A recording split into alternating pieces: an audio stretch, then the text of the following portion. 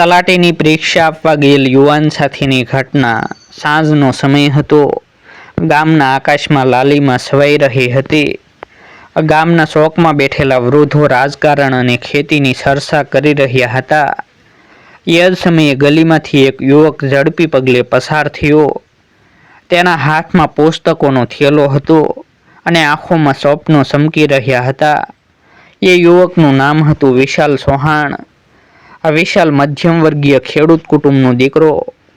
પિતા ગોપાલભાઈ ખેતરમાં દિવસ રાત મહેનત કરતા. માતા રમીલાબેન ઘરની જવાબદારી સાથે ગાય બળદની સંભાળ રાખતી. નાનકડા ગામના સામાન્ય ઘરમાં જન્મેલા વિશાલના મનમાં બાળપણથી જ એક જ ઈચ્છા હતી, મારે વાંચીને કંઈક મોટું બનવું છે, પરિવારને ગરીબીમાંથી બહાર લાવવું છે. ગામમાં સરકારી નોકરીને ખૂબ માન મળતું. ખાસ કરીને તલાટી કમ મંત્રીની પોસ્ટ ગામના યુવાનો માટે આકર્ષણ બની ગઈ હતી. ગામના દરેક કાર્ય માટે તલાટીનું દફતર જવું પડતું. ક્યારેક લોકો કાગળો પર સહી કરવા, ક્યારેક ખેતીના રેકોર્ડ માટે, ક્યારેક પેન્શનની અરજી માટે. એટલે તલાટીનું સ્થાન ગામમાં એકદમ મહત્વનું.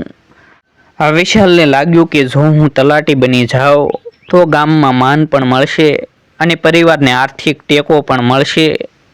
સાંજે શોકમાં બેઠેલા મિત્રોએ પૂછ્યું, અરે વિશાલ, આજે તો ફરી કોચિંગમાંથી આવી રહ્યો છે, કેટલી મહેનત કરે છે યાર. વિશાલ સ્મિત કરી બોલ્યો, ભાઈ, પરીક્ષા નજીક આવી રહી છે, આ તક ચૂકી જવાય એ ન ચાલે. આખું જીવન મહેનત કરીને ખેતી કરવી પડે, એના કરતાં હું તલાટી બનીને ગામની સેવા કરું એ સારું. મિત્રો તેની મજાક કરતા, પણ અંદરથી બધાને ખબર હતી કે વિશાલ ખરેખર જુસ્સાથી મહેનત કરે છે. ગામમાં દરેક પરીક્ષા આપનાર યુવાનોમાં વિશાલનું નામ ખાસ ગણાતું. ઘરે પાછો આવ્યો તો માતા રમીલાબેન ખાટલા પર બેસીને સૂકા કડવી મગની દાળ છાંટતા હતા. દીકરાને જોઈને બોલ્યા, બેટા, તું બહુ મહેનત કરે છે, તારી મહેનત ચોક્કસ રંગ લાવશે. કાલે પરીક્ષાનો દિવસ છે ને, સવારે જમીને જજે. પિતા ગોપાલભાઈએ ઉમેર્યું, હા દીકરા, અમારી આશા તારા પર છે, તું સફળ થશે એમાં અમને શંકા જ નથી. માતા પિતાના શબ્દો સાંભળી વિશાલની આંખોમાં ચમક આવી ગઈ. તેને લાગ્યું કે હવે તો સફળતા ચોક્કસ મળે જ.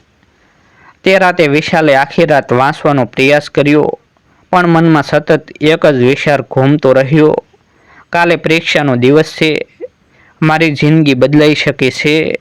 સવારનો સમય હતો. કોકડો બોલ્યો અને આખું ગામ ધીમે ધીમે જાગવા લાગ્યું. વિશાલે આંખ ખોલી અને તરત જ ઘડિયાળ તરફ જોયું. સવારે 4 વાગી રહ્યા હતા. આજનો દિવસ તેના જીવનનો સૌથી મહત્વનો દિવસ હતો.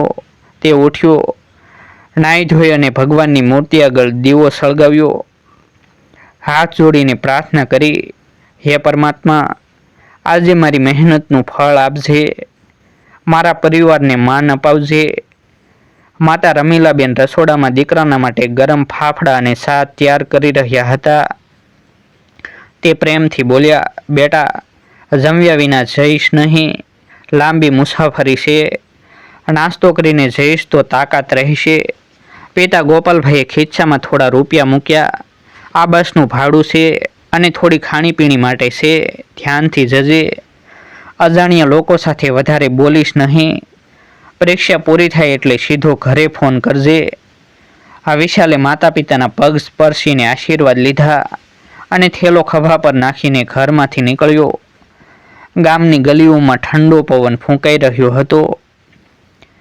આકાશ ધીમે ધીમે ઉજાસથી ભરાઈ રહ્યું હતું. બસ સ્ટેન્ડ પર થોડા જ વિદ્યાર્થીઓ ઊભા હતા. બધા શહેરમાં પરીક્ષા આપવા જવાના. ત્યાં જ તેનો જૂનો ઓળખીતો મિત્ર રાજુ મળ્યો. અરે વિશાલ, તું પણ આજે જતો છે? હા ભાઈ, મારી પણ પરીક્ષા એ જ સેન્ટરમાં છે. બંને મિત્રોએ સાથે મુસાફરી કરવાનું નક્કી કર્યું.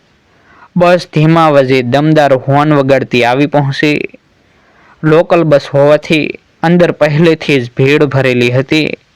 કોઈ બારણાએ લટકતો, કોઈ સીટ પર સૂતેલો, કોઈ હાથમાં પુસ્તકો લઈને અંતિમ પુનરાવર્તન કરતો. વિશાલ અને રાજુએ અંદર જગ્યાની શોધ કરી. મધ્યમાં ઊભા રહી ગયા. થેલો ખભા પર હતો અને હાથમાં ટિકિટ. બસ શરૂ થઈ. ગામની સડકોમાંથી ધૂળ ઉડતી હતી. મુસાફરોની ગપસપ, ટિકિટ ચેકરના અવાજ, બાળકોનો રડવાનો રણકાર બધું જ એકસાથે ગુંજી રહ્યું હતું. માર્ગમાં એક વૃદ્ધ મુસાફર વિશાલની બાજુમાં ઊભા હતા. તે થાકી ગયા હતા, પણ સીટ મળતી નહોતી. વિશાલે તરત જ પોતાનો થેલો નીચે મૂકી વૃદ્ધને ટેકો આપ્યો. વૃદ્ધે આભારી નજરથી જોયું અને કહ્યું, બેટા, તું ખૂબ સારો છે. તારા ભવિષ્યમાં ચોક્કસ સફળતા તને મળશે. એ શબ્દો વિશાલના હૃદયમાં ઉતરી ગયા. તેને લાગ્યું કે આખું જગત તેના માટે શુભેચ્છા પાઠવી રહ્યું છે. બસ આગળ વધી રહી હતી. રસ્તામાં ખેતરોની હરિયાળી, નાની નદી, ગામના નાના મકાનો, બધું જ આંખોમાં ઝળહળતું હતું. અંદરથી તેને થોડી ગભરામણ થતી, પણ સાથે જ મનમાં આશાનો દીવો વધુ પ્રગટતો ગયો. કોઈક જગ્યાએ બસ અટકતી, ત્યારે પકવેલા ઢોકળાની સુગંધ આવતી, ક્યાંક ચાની દુકાનની ભાપ આવતી. રાજુ હસતા બોલ્યો, વિશાલ, પરીક્ષા પૂરી થઈ જાય પછી પાછા ફરતી વખતે જમીએ. આજે તો સમય જ નથી. વિશાલે માથું હલાવ્યું. હા ભાઈ, પાછા સારા સમાચાર લઈને જ ફરશું. આ રીતે બસ શહેર તરફ આગળ વધી રહી હતી. વિશાલ માટે આ મુસાફરી માત્ર એક સફર નહોતી, પણ તેના સપનાની દિશામાં ભરેલા મહત્વનું પગલું હતું. બસ લાંબી મુસાફરી પછી આખરે શહેરના બસ સ્ટેન્ડ પર પહોંચી. ઘડિયાળમાં સવારે 8 વાગી રહ્યા હતા. પરીક્ષા 9 વાગ્યે શરૂ થવાની હતી, એટલે હજી 1 કલાકનો સમય હતો. વિશાલ અને રાજુ બસમાંથી ઉતર્યા. શહેરનું વાતાવરણ ગામથી એકદમ અલગ લાગતું હતું. રોડ પર વાહનોની અવરજવર, ચાની દુકાનોએ ચહલ પહલ, લોકોની ભીડ, બધું ઝડપી ગતિમાં ચાલતું હતું. વિશાલે હાથમાં પકડેલો એડમિટ કાર્ડ જોયો, જેમાં પરીક્ષા સેન્ટરનું નામ લખેલું હતું, Shri Sardar high school, new city વિસ્તાર.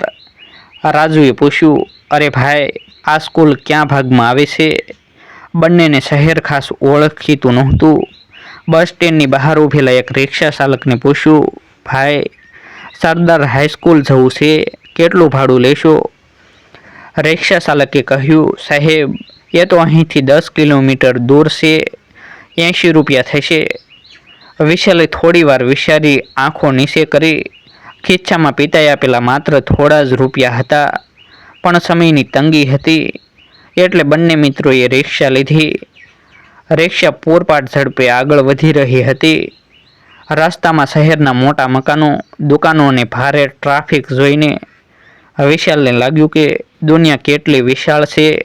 તેને પોતાના ગામની શાંતિ યાદ આવી ગઈ. અચાનક રિક્ષા એક રસ્તે અટકી ગઈ.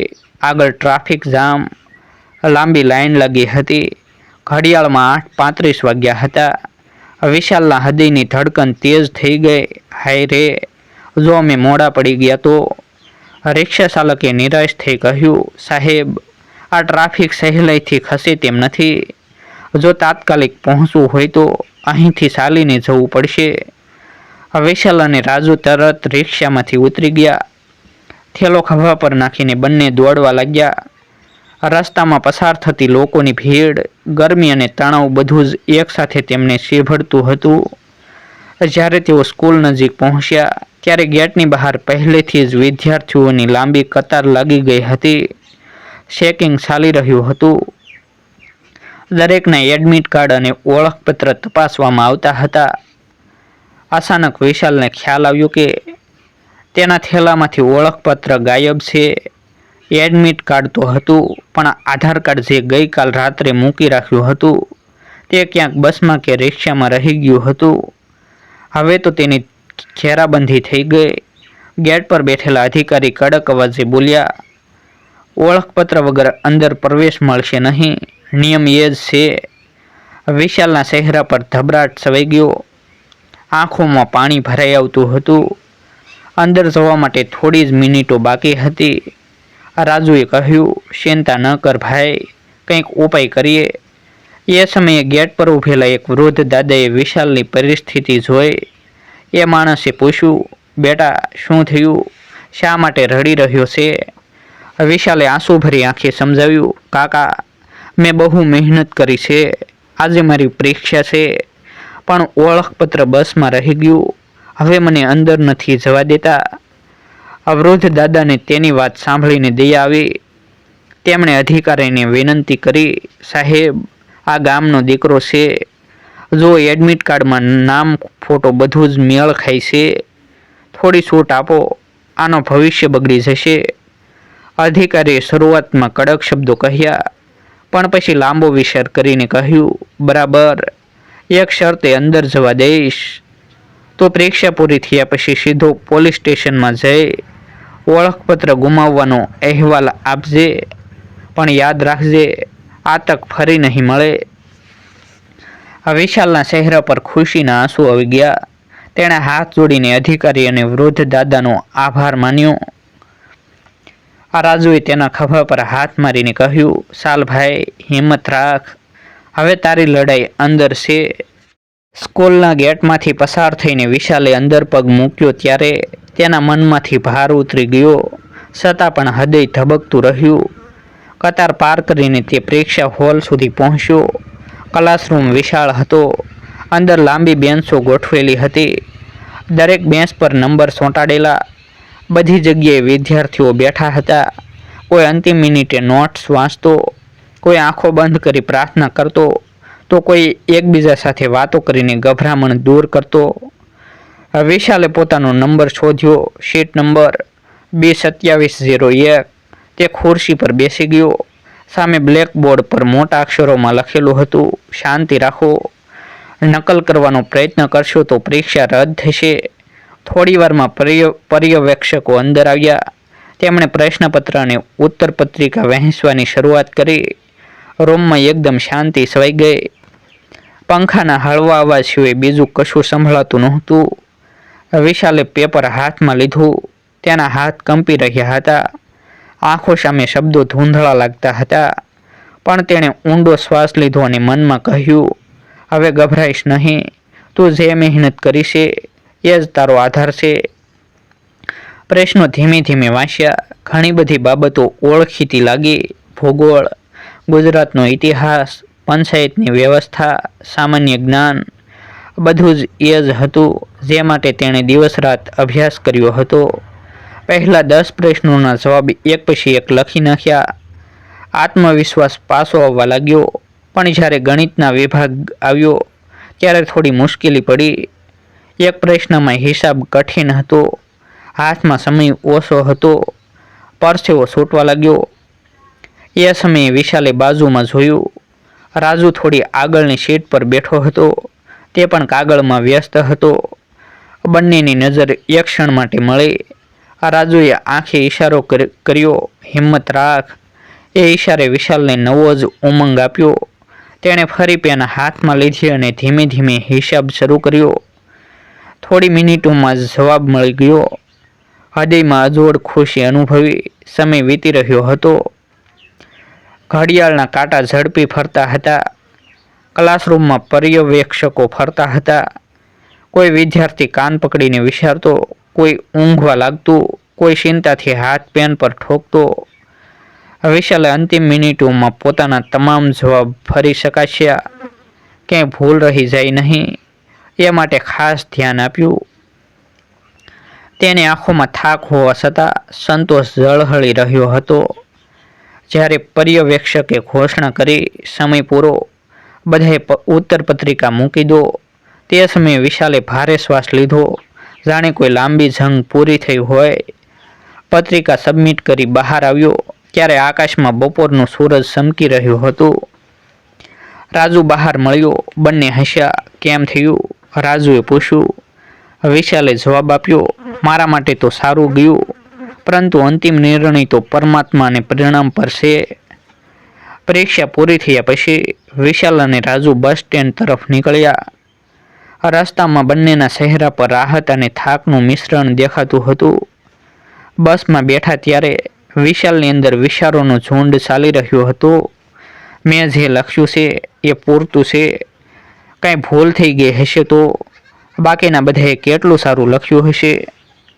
રાજુએ ખભા પર હાથ મૂકી કહ્યું, ભાઈ, વધારે વિચારતો નહીં. આપણે જેટલી મહેનત કરી શકીએ એટલી કરી છે. હવે ભરોસો રાખ. ગામ પરત આવ્યા ત્યારે સાંજનો સમય હતો. ઘરની બહાર જ માતા પિતા રાહ જોઈ રહ્યા હતા. માતા રમીલાબેન દોડીને આવી દીકરાનો થેલો લઈ બોલ્યા, કેમ થયું બેટા? બધું બરાબર લખી આવ્યો? વિશાલે થાકેલા ચહેરા પર સ્મિત લાવી કહ્યું, હા માં, સારું થયું. હવે તો ફળની રાહ છે. પિતા ગોપાલભાઈએ ગૌરવભેર પડોશીઓને કહ્યું, અમારો દીકરો સારી તૈયારી કરીને પેપર લખી આવ્યો. આ વખતે ચોક્કસ પસંદગી થશે. આ રીતે ઘરમાં ખુશીની લાગણી છવાઈ ગઈ. પણ અંદરથી વિશાલ જાણતો હતો કે પરિણામ સુધીની રાહ સહેલી નહીં હોય. દિવસો વીતી રહ્યા હતા. વિશાલ દરરોજ વહેલો ઉઠતો, ખેતરમાં પિતાને મદદ કરતો અને પછી પુસ્તક સાથે બેસી રહેતો. માતા પિતા વારંવાર પૂછતા, બેટા, ક્યારે પરિણામ આવશે? વિશાલ સમજાવતો, હજુ મહિનો લાગશે, ધીરજ રાખવી પડશે. ગામમાં પણ ચર્ચા ચાલી રહી હતી. ચોપડામાં બેઠેલા યુવાનો કહેતા, આ વખતે અમારામાંથી ચોક્કસ કોઈ તલાટી બનશે. કોઈક સીધું જ વિશાલને કહી દેતો, વિશાલ, તારું નામ તો ચોક્કસ આવશે. તે જેટલી મહેનત કરી છે એ વ્યર્થ નહીં જાય. આવા શબ્દો સાંભળી વિશાલને આત્મવિશ્વાસ વધતો, પણ સાથે સાથે દબાણ પણ અનુભવાતું. એક દિવસ વિશાલની નાની બહેન હેતલ બોલી, ભાઈ, જો તું તલાટી બનશે તો હું પણ ગર્વથી કહીશ કે મારો ભાઈ સરકારી અધિકારી છે. માતા રમીલાબેન કલ્પના કરતા, જ્યારે ગામના લોકો મારા દીકરા પાસે કામ કરાવવા આવશે ત્યારે મારી આંખો ગર્વથી ભરાઈ જશે.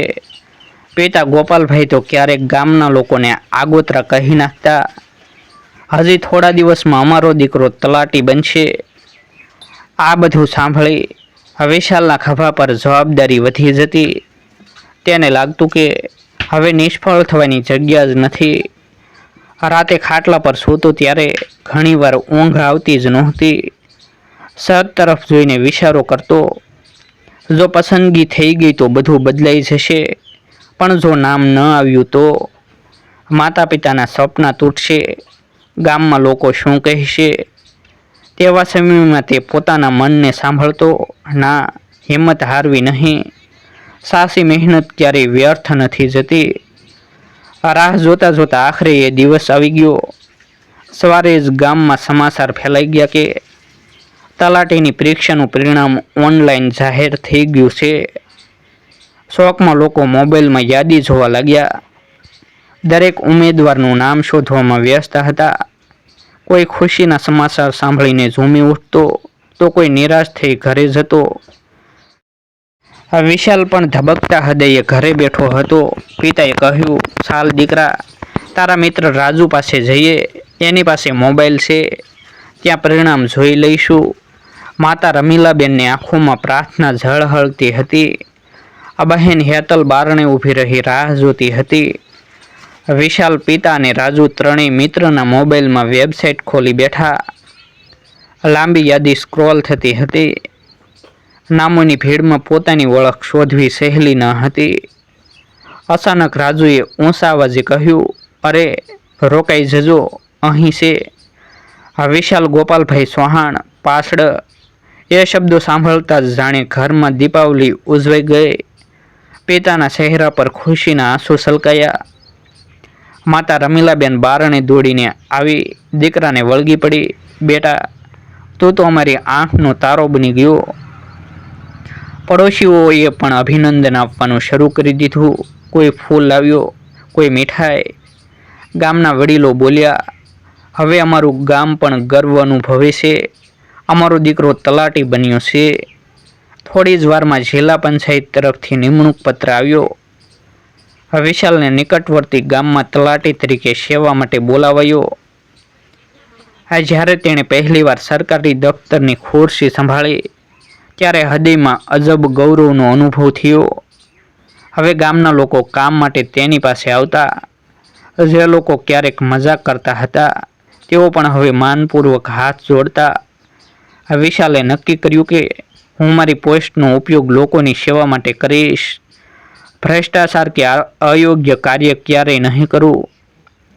એક સાંજે પિતા ગોપાલભાઈએ ખેતરમાં કામ કરતા મિત્રને કહ્યું, હવે મારી મહેનતનું ફળ મળી ગયું. આ દીકરો સરકારી અધિકારી બન્યો. એથી મોટો આનંદ કયો હોય. માતા રમીલાબેન રોજ દીકરાની ઓફિસ જવાના પહેલાં તિલક કરીને આશીર્વાદ આપતા. બહેન હેતલ ગર્વથી શાળામાં કહેતી, મારો ભાઈ તલાટી છે. વિશાલનું જીવન હવે બદલાઈ ગયું હતું, પણ અંદરથી એ હંમેશા યાદ રાખતો, જો બસમાં વૃદ્ધ માણસે આશીર્વાદ ન આપ્યા હોત, જો ગેટ પર દાદાએ મદદ ન કરી હોત, જો મેં અંતિમ ક્ષણમાં હિંમત ન રાખી હોત તો કદાચ આજે આ સફળતા મળી ન હોત. એ સમજ્યું કે આ મહેનત સાથે સદભાગ્ય, હિંમત અને લોકોના આશીર્વાદ પણ સફળતા માટે જરૂરી છે. આવા જ નવા વિડીયો જોવા માટે અમારી યુટ્યુબ ચેનલ સબસ્ક્રાઈબ કરો અને વિડીયોને લાઈક કરો.